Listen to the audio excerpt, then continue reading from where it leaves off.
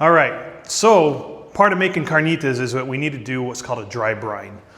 First, we're going to cut up the meat, and then we're going to sprinkle some salt on it. And what that's going to do, the salt's going to actually draw the moisture out of the meat, salt it, and then season the meat from the inside. So what we're basically doing is we're seasoning for the future right here, okay? So I've got me some pork here. I'm going to try to cut it up into 2 squares that we can fry up easier. It's always good to make sure your knives are sharp, because it makes everything a lot easier. And fun fact, people actually cut themselves more with dull knives than do with sharp knives. Why? Because you have to put so much more effort into cutting something with a dull knife than you do a sharp knife, and you up your chances of cutting yourself. Yes, cutting yourself with a sharp knife probably is worse because it can cut a lot deeper and faster, but you do it less often. All right, as you can see, I'm just kind of cutting these into cubes here.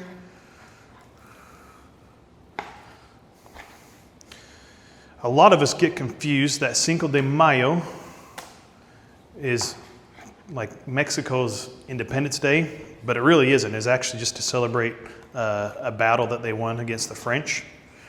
And they don't really even celebrate it all over Mexico, just in a few places. So I found that kind of interesting because especially in the United States, I think most people figure it's kind of like their 4th of July, right? But it's not. But it's a great day for us to celebrate with them, enjoying some good Mexican food. All right, so got my meat cubed up here in chunks, make it easier for cooking, right?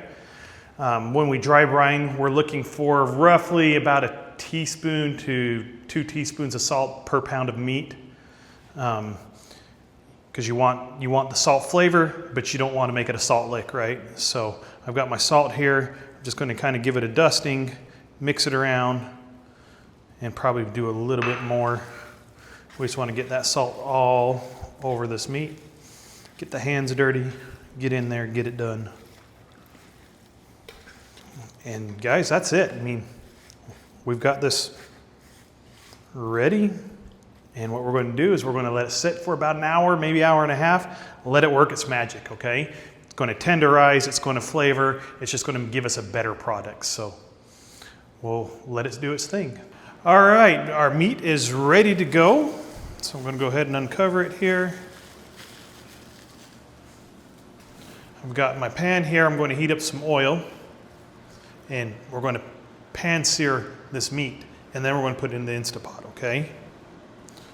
So we want to make sure we're nice and hot, basically at a frying temperature, so we can get that nice brownness going on. We want to make sure we're getting a good sizzle out of the oil before we drop stuff in there, and we're going to want to keep that heat high, and we get that nice golden caramelized version of our meat on here, so we get a little bit of crunch and lots of flavor.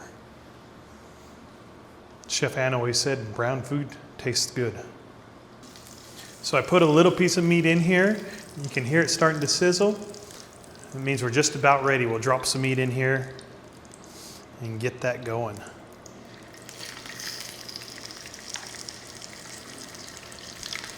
You want to make sure to leave a little bit of space in between the meat. You don't want to overcrowd it, so it gets good cook around it.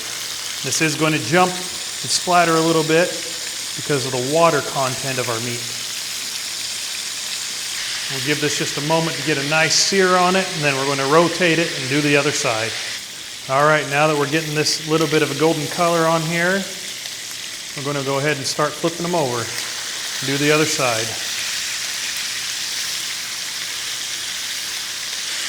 Locking in the flavor. Caramelizing and locking in flavor. That's what we're doing here today. Give that about another 30 to 40 seconds. Then we're going to go ahead and toss them into the old Instapot here. All right, so we're getting these nice and browned on both sides now. I'm going to go and take them, put them directly here in the bottom of our Instapot so we can get the next batch in here. We want to make sure to keep that oil temperature nice and hot So then our cook time's quicker.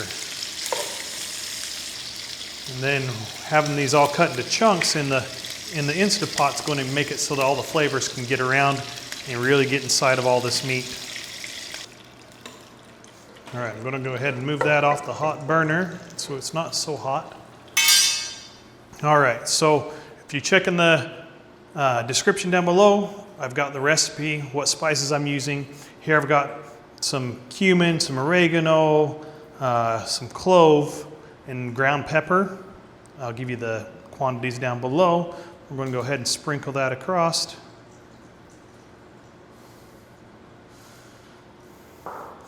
We are going to quarter our onions here real quick. Let me move this out of the way. Building up that flavor.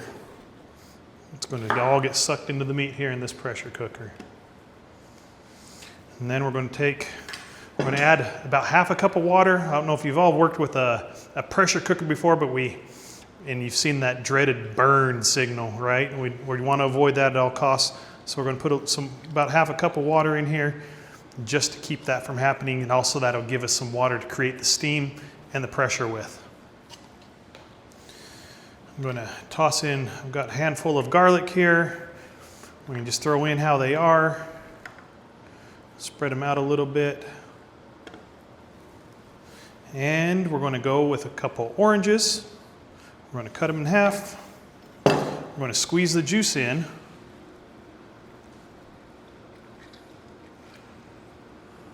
Grab out the seeds here. And I'm going to just go ahead and throw the peel in here too, because we want all that flavor. I'm getting hungry just looking at it.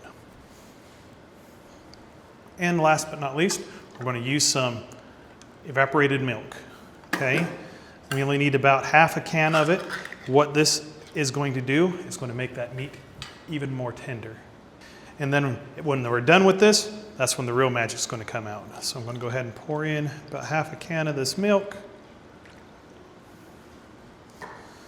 I'm going to close our lid. And we're going to go ahead and cook it on pressure, high pressure, 45 minutes. And let it just naturally release at that point, okay? All right, everybody. It's been 45 minutes, and then we've let it set for another 10 minutes, letting it vent naturally. I'm going to go ahead and flip the vent seal here and let the rest of the pressure off. And this is where we're going to start making some magic, all right? We've got our Coca-Cola. In the U.S., we call them Mexican Cokes. Here in Ecuador, they're just Coca-Colas too. They're real sugar Coca-Colas. So as soon as I can open this up, I'm going to pour some of this in there, and we're going to let this boil down for about 10 or 15 minutes. All right, here we go. Moment of truth. Oh man, that smells good. Real quickly, I'm going to take out the orange peel and the bay leaf.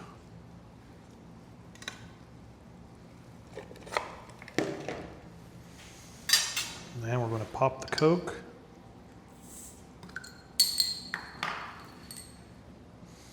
Pour it in.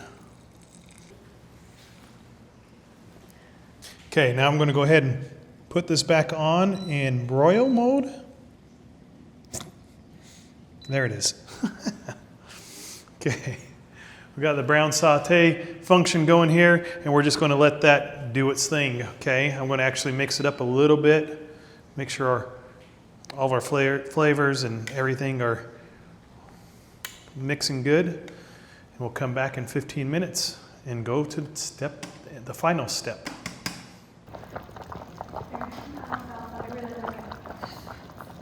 All right, we've got this cooked down a little bit. I'm going to go ahead and turn it off.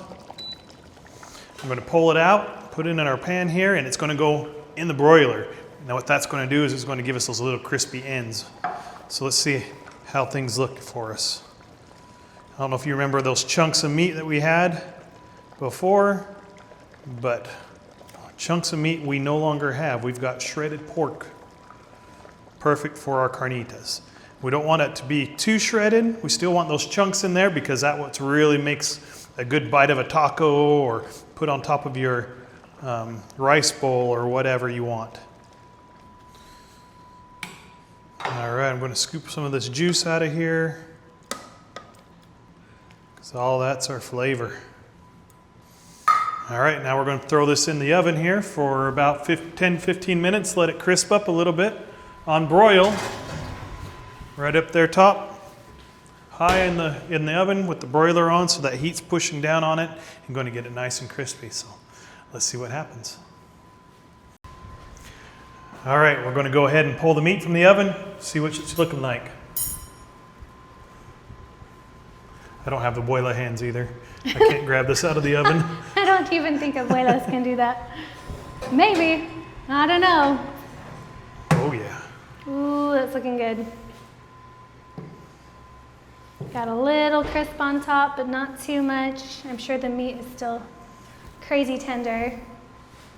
I'm very excited for this. Yes, me too. All right, let's go ahead and get this dished up. You want to put the meat on? All right. It's one of these things I'm not sad to have leftovers of. No. It goes great on so many things. Sandwiches with barbecue sauce, rice bowls, more tacos. Just eat it by itself. Yes. Whatever works. All right, let's put a little cheese on each of these. Some queso fresco or cotija. Works really well. And then we've got, like we said, our pickled onions that we made yesterday. See that beautiful color we've got on them? I like a lot on mine, so I'm gonna put a lot on there. I don't think any of us have complained about a lot of them. No, I quite enjoy them. And give it such a nice, fresh taste. It's like you get the acid from the pickling, but you get the crunch of the onion, and it's just a great flavor. Yep. This is one of those, I like to use these thicker sliced ones that we made over the thinner, just because of the texture to it. You can squeeze some fresh lime over this. I think with the vinegar from the onions, it does really well. And top it with some sprouts. All right, let's give it a try. Yes. Try not to burn my mouth off. We'll see. Pick these bad boys up.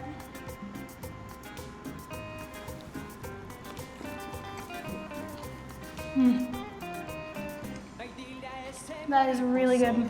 I'm not mad. I really like the sprouts on it. Yeah, they give it a great Fresh green flavor. freshness, a little bit more crunch to it. So, no, that's excellent. You can see how well these tortillas fold up. To this, you're welcome to put salsa, hot sauce. We ran out of our favorite, so that's why it's not out. I know. Sadly, it was an amazing jalapeno or habanero hot sauce. It's so good though. But y'all, if you like these videos, make sure to subscribe. Tell your friends about it. Drop in the comments, what do you want to see us make next? He's still enjoying that taco. This is almost gone. But Yes, please share our content with everybody. I mean, we want to bring our joy of cooking to everybody, especially you, but everybody else too. So connect with us. Let us know if you have an idea of something we can try. We're up for anything, really. right, exactly. So Thank you so much for joining us today to make our beautiful carnitas. Make sure to tune in. We're going to have a couple Cinco de Mayos dropping to be able to celebrate Cinco de Mayo. All right, thanks y'all. so yeah. Bye. No tengo tiempo ni para